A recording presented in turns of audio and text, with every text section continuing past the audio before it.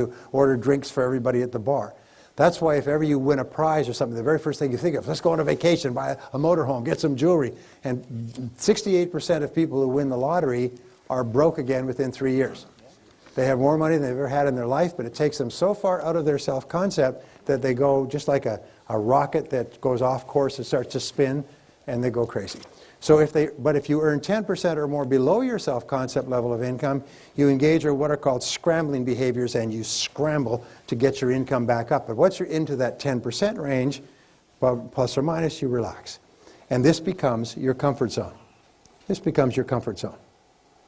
And the great enemy of human success is the comfort zone. In this comfort zone, you're comfortable. Now, you may not be happy with the amount that you're earning, but you just become comfortable with that amount. The only way that you can increase your income is to change your self-concept in relationship to income. And what we know is that your overall self-concept is determined by your self-concept in all the areas of your life that you consider important. We also know this, is that your self-concept is made up of 3 parts. Again, this is basic behavioral psychology. Number 1, it's made up of your self-ideal.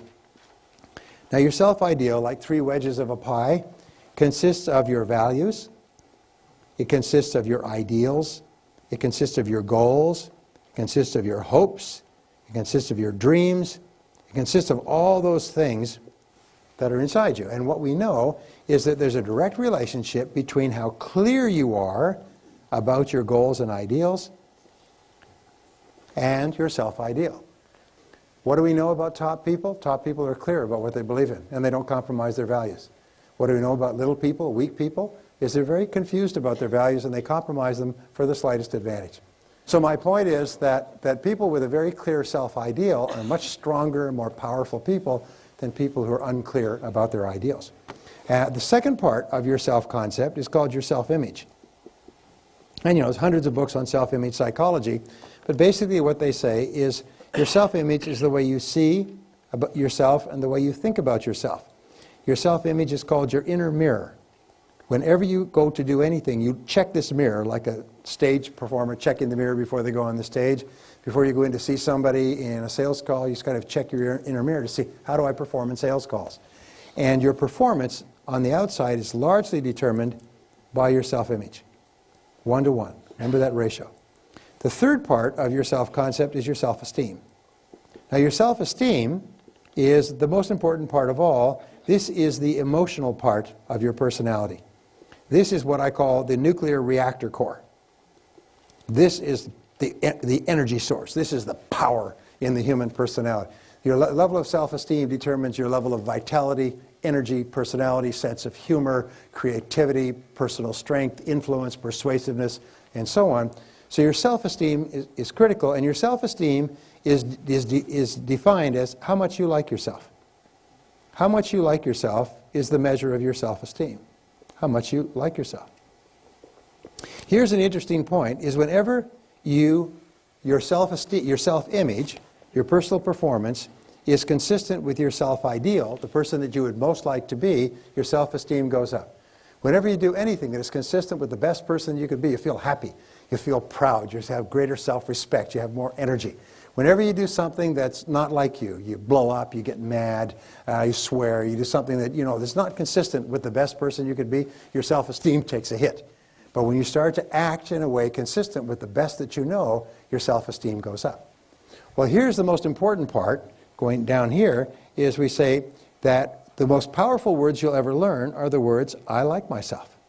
I like myself. I like myself. Whenever you say the words, I like myself, your overall self-concept goes up. Your self-image improves, and your self-ideal clarifies. And as your self-image, as your self-concept goes up, your performance and your behavior in every part of your life goes up as well. They say the flip side of self-esteem, like a coin, is called self-efficacy in psychology. And self-efficacy is how competent you are. So whenever you do something well, your self-esteem goes up and you like yourself more. And the more you like yourself, the better you do. And the better you do, the more you like yourself. And the more you like yourself, the better you do, and you get onto an upward spiral. So what we found is the most powerful words that you can use prior to any event of importance are the words, I like myself. Say it. Say, I like myself. I like myself. Now say it like you mean. Say, I like myself. I like myself. Now you notice the first time you say it, and I went through this many, many years ago, first time you say it, you may feel a little uncomfortable. Some of you didn't say it with too much enthusiasm. You know, you said it because everybody else was saying it, but you felt a little bit guilty, like undeserving. Like that's, you know, like a little bit, it's not quite right. Well, that's perfectly normal. It's perfectly normal. What it means is somebody's programmed some kind of defect into your computer, a piece of negative information that's inconsistent with liking yourself. And what happens, it's called cognitive dissonance in psychology. The new message hits the old garbage and goes bang, like a bang, and it creates a stress. And the stress is felt like a feeling of discomfort. Are you with me so far? So whenever you say the words, I'm the best. I'm the best. I like myself. I like myself. When you say these words, the first time you say them, you may feel a little uncomfortable because they may feel to be, you know, not consistent with reality. But the more you repeat them, it's like driving a pile in a river. The more you repeat them, you drive them deeper and deeper into your subconscious mind, and gradually these words will reprogram all the old garbage in there and blow it away, almost like a psychological roto-rooter. So you get up in the morning and say, I like myself, I like myself, I like myself, I like myself. You go through the day, I like myself, I like myself. And when we're in business, our self-esteem is taking a hit all the time, like a tire or an inner tube losing air, so you have to keep pumping it up. I like myself, I like myself, I like myself, I like myself. Somebody's rude, slams down the phone, shows you to the door, waste your time. I like myself, I like myself, I like myself, I like myself, I like myself. You've got to keep yourself up. You make it a game. Now, I don't suggest you say this in crowded washrooms or elevators, but just say it to yourself on a regular basis, because the idea of liking yourself is the purest and most positive statement you can give from your conscious mind to your subconscious mind, because it's like mummy's kisses. It makes everything okay. Takes all the pain away. It's impossible to like yourself and feel negative. It's impossible to like yourself and be angry. It's impossible to like yourself and be worried. And your mind can only hold one thought at a time, positive or negative. So if you keep repeating, I like myself, I like myself, I like myself, I like myself, I like myself, what happens is eventually it becomes a habit of thinking. You wake up in the morning and say, I like myself. Throughout the day you say, I like myself. Somebody's rude or difficult to you, you say, it doesn't bother me, I like myself. And you act like it. Now initially, it'll be like getting fit. Your muscles will be stiff, your emotional muscles will be stiff. But after a while, it starts to become automatic. And whenever you have any kind of negative event, you can immediately zap it by saying, oh, wait a minute, I like myself. Now, here's the most wonderful thing. The more you like yourself, the more you like other people. And the more you like other people, the more they like you right back. And what do you think is the foundation of self-confidence? How much you like yourself, self-esteem. The more you like yourself, the higher your level of self-confidence. The more you like yourself, the less you feel fear, failure, and rejection. The less you're worried about negative events and negative experiences. You fall on your face, you pick yourself up. Yeah, people fall down, people make mistakes. Life goes on. So in other words, things don't bother you because you actually develop almost like a Teflon cover around your emotions, and you become a completely positive person. Remember in the 60s there's that poster that says, I do not love you for yourself, but for the way you make me feel when I'm with you. Do you know the most powerful thing you can do in your relationships with other people is to make them like themselves? Is to say things and do things with them, not manipulatively, but positively, that cause them to like themselves. Compliment them on the way they look. Thank them for being punctual. Praise them for their accomplishments. Say little things, nice things that make me feel happy. Say thank you. Causes people to like themselves. If you go through the world, sort of like a hummingbird going from flower to flower, making people feel important, making people like themselves, you'll be one of the most popular people there is. Everybody will be happy to see you. Everybody will brighten up when they know you're coming. Everybody will brighten up when you walk in the office, because whenever they see you, you make them feel good about themselves. But you can't give away something you don't have. You can't make other people feel good about themselves unless you feel good about yourself. But the wonderful thing is, if you really like yourself, you spontaneously and naturally do and say the things that cause other people to feel good about themselves. You don't have to think what I'm going to say, how am I going to do this. You don't have to do a damn thing. All you have to do is just stand there and like yourself, and you'll automatically do and say the right things. You'll attract into your life wonderful people. Your expectations for yourself will be positive. You'll believe that good things are happening to you. You constantly reprogram your subconscious mind. You develop a positive emotional habit of high self-esteem and high self-confidence. So if you change your thinking, you change your life, and you can change it because you can change your life by changing what you say to yourself. And when you talk to yourself in a positive way, your self-confidence goes up, your self-esteem goes up, your relationships improve, your sales will go up. Direct relationship between self-esteem and sales success. Direct relationship between self-esteem and raising happy, healthy children. High self-esteem parents raise high self-esteem kids. High self-esteem adults meet and marry by the law of attraction other high self-esteem adults and have high self-esteem relationships where everybody's happy. Are you with me so far?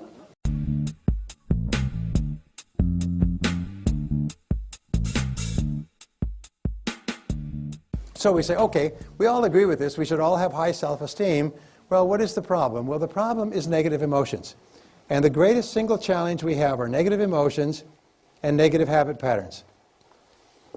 Positive habit patterns are joy, love, spontaneous humor, happiness, compassion, and so on.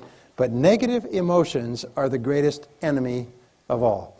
We can only improve our lives to the degree to which we free ourselves from our negative emotions. And the good news is that no child is born with any negative emotions. All negative emotions are learned from infancy onward. And that's a good thing, because if it was not true, then we could not get rid of them. Because if it was part, like our eye color, or our hair color, or our height, we couldn't get rid of it. But it's not genetic, it's not fixed, it's learned, and it is therefore relearnable or unlearnable. You can, in other words, just reach in and short circuit the negative emotion circuits which we've learned. So here's some of the things that we know about negative emotions. And when I began studying this, I spent something like 5 years studying this, and it changed my whole life. Is we know that negative emotions are the greatest single obstacles to success. They're the things that hold us back more than anything else. And let me show you where negative emotions, the negative emotions tree. This is the negative emotions tree. This is my own creation, by the way. Here's the trunk, here's the ground, and here's the roots. Okay. Now, where do negative emotions, first of all, what are the most popular negative emotions? There's about 54 negative emotions in the textbooks, but the worst of all are fear. Fear is a terrible negative emotion. And then there is a doubt, which we talked about before. That's a killer. And then there's envy, which goes along with resentment. Envy and resentment are like twin sisters that go around together. Because if you envy somebody their success, you resent them their success. And of course there's jealousy, what Shakespeare called the green-eyed monster. Jealousy is a terrible thing, which comes from low self-esteem. People experience jealousy when they feel that I'm not good enough. And then there's hatred. And then, worst of all, there's anger. Now, we know that the roots of the negative emotion tree, and by the way, there's lots more, but the roots of the negative emotion tree are two things. They are, first of all, I'll put this up here, they are justification. What we find is that it is impossible to have a negative emotion or a negative feeling of any kind unless you can justify it, unless you can explain why you are entitled to this negative emotion. Why what someone else has done or not done entitles you to this negative emotion. So if we stop justifying, in the Bible, which is a book on psychological and spiritual development, in the Bible, in the Sermon on the Mount, it says, judge not that you be not judged. You see, because if you judge, you become a hanging judge, you automatically condemn. If you judge and condemn, you justify, create negative emotions. The worst thing of all is it doesn't affect the other person. It affects you. So if we stop justifying, the negative emotion starts to die. The second part is identification. Identification is where you take things personally. And this is very common. We hear of something that happened, we take it personally, we become angry and upset of something that's happened to someone somewhere else. So if you don't justify and tell yourself you're entitled to this emotion, if you don't identify and take it personally, the emotion starts to die. The fruit starts to die. However, what's more important is the trunk of the tree. The trunk of the negative emotion tree is blame. And all negative emotions require, for their survival, blame. If you stop blaming, you stop the negative emotion. And it's almost like your negative emotion tree is like a Christmas tree that's plugged into the wall. If you jerk it out of the wall, if you jerk it out of the wall and you cut down the trunk, if you stop blaming, all your negative emotions stop. I told you I spent 4,000 hours, spent years studying this subject. I was overwhelmed by its enormity, because the key to your fulfilling your full potential as a human being is to eliminate your negative emotions. Because if you eliminate negative emotions, what's left? Only positive emotions. Happiness, joy. The one common goal that all human beings have is to be happy. To be happy and joyous and loving and feel wonderful about themselves and their relationships. And the only thing that impairs that is negative emotions. And these negative emotions we'll talk about in a second, or learn. So the key is to stop blaming.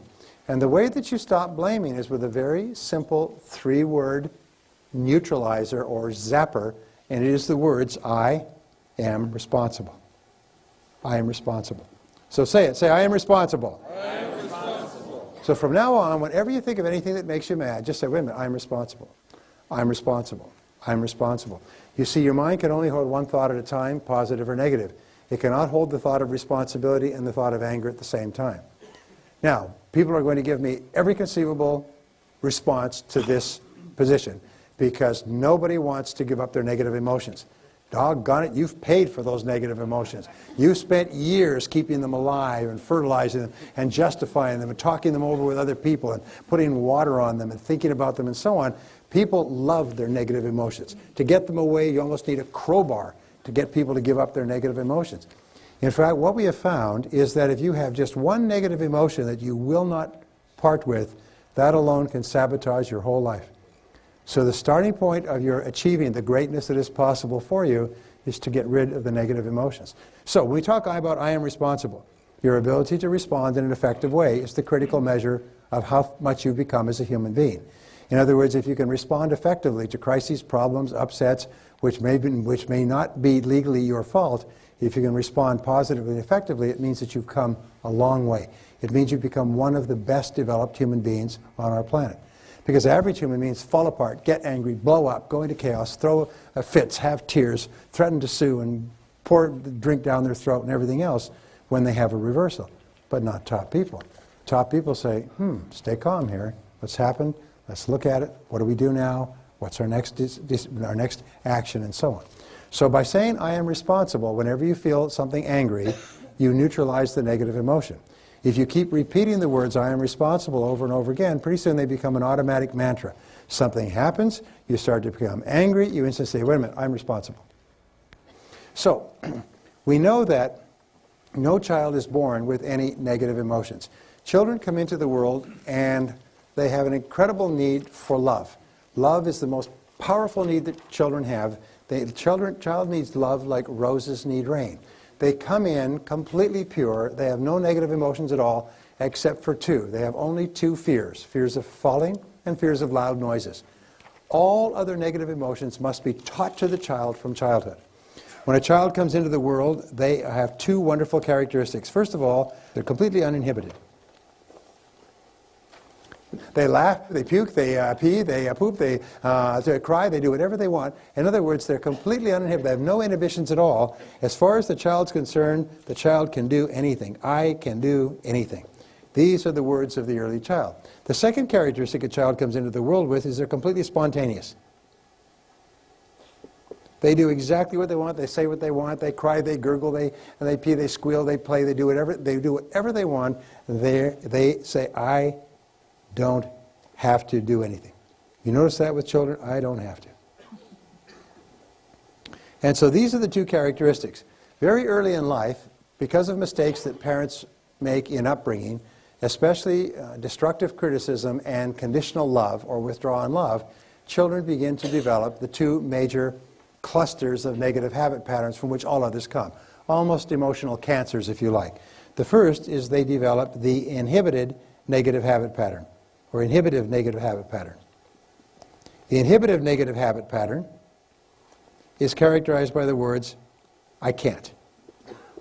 When the child is young, the child wants to touch and taste and smell and feel and get anything and touch things and grab knives and crawl around and run out in traffic.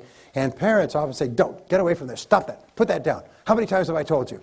And they punish the child, and they punish the child at an early age when the child is incapable of comprehending why the parent is getting so upset. All the child hears is the parent's angry voice, and sometimes the physical punishment and the shouting and the putting in their bedroom or putting in their crib.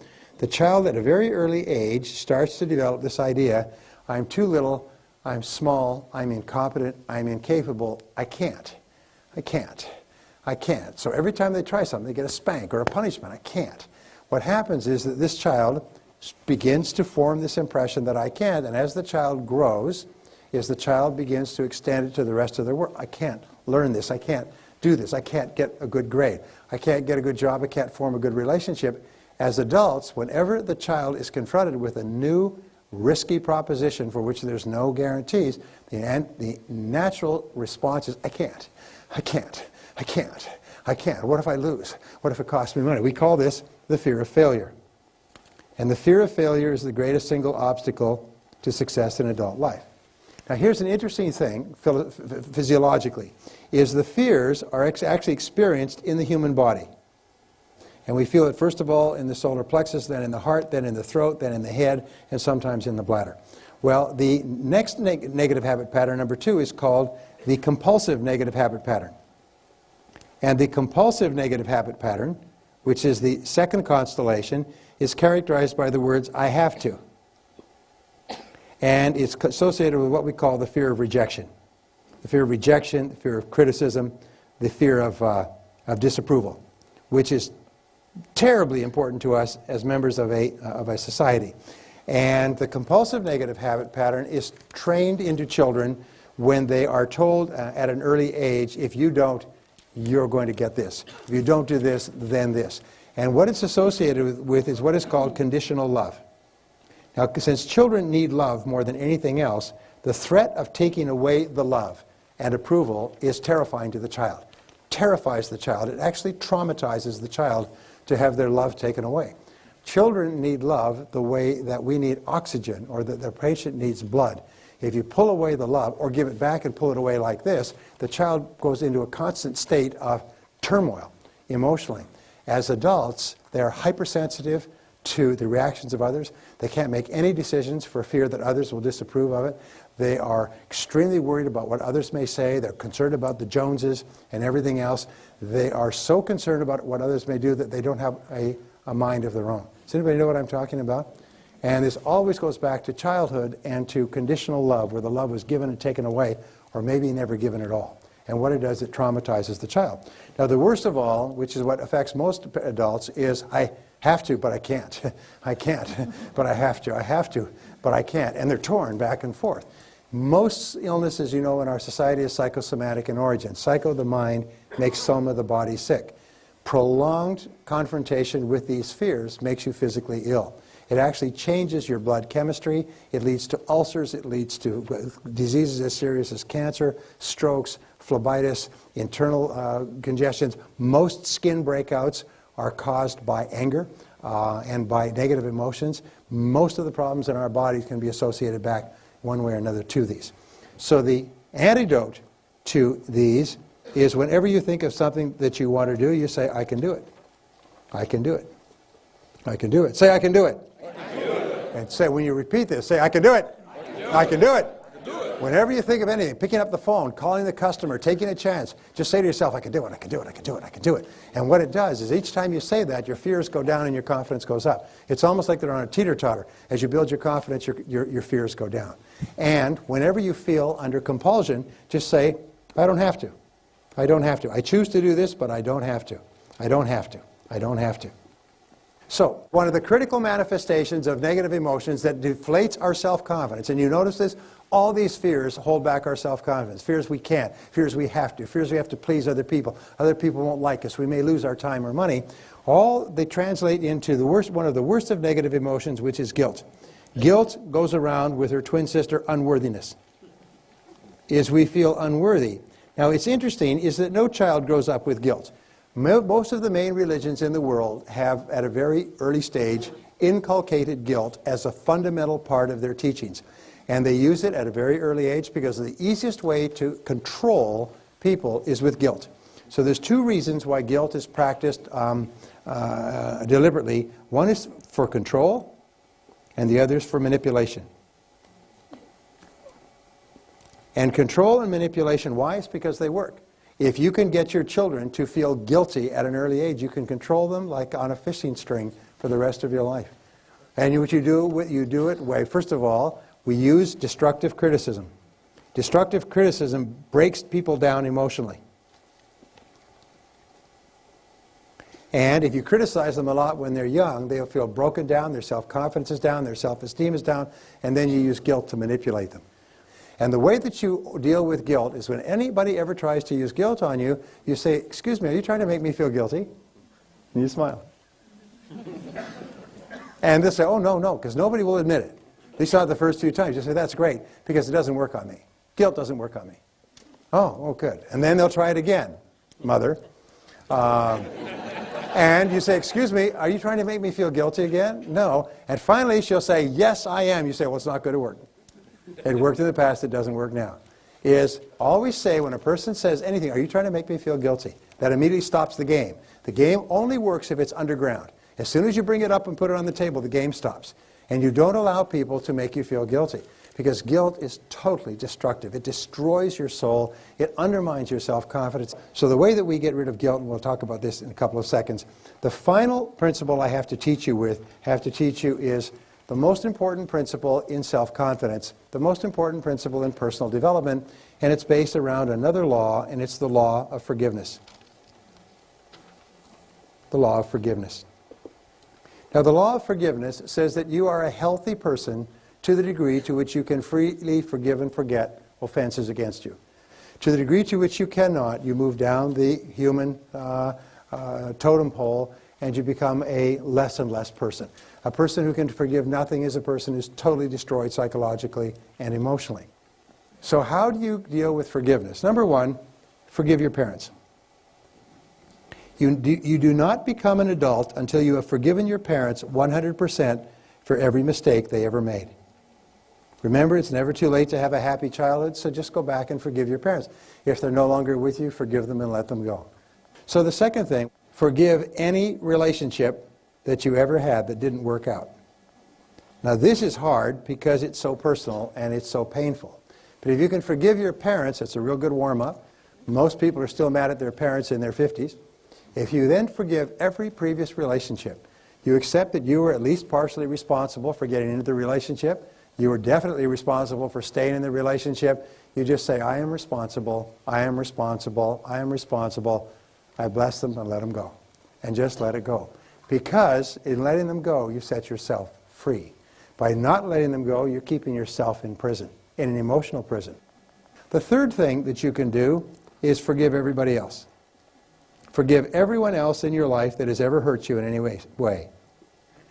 Every past childhood slight, every sibling, every person in your family, every person you ever worked for, every lousy boss or person who cheated you, lied to you, robbed you, and everything else, and so on. I mean, just let it go. Just let it go. Remember, it's a selfish act. You're doing it for yourself. And finally, number 4, this is really critical, forgive yourself. Forgive yourself. Now, I have it on good authority. I've done some research on you before you came here. And I find that every single person here has done some wicked, senseless, brainless, foolish, cruel, idiotic, stupid things in their life. Is that true? Yeah. Say yes. Yes. Okay. Let it go. And please understand this. The person who did those things no longer lives. No longer exists. The person you were in the past is a different person than you are today. The person you are today wouldn't do those things because you now have wisdom, you have hindsight, you have intelligence, you understand consequences. So the person you are today is a different person from the person you were back then.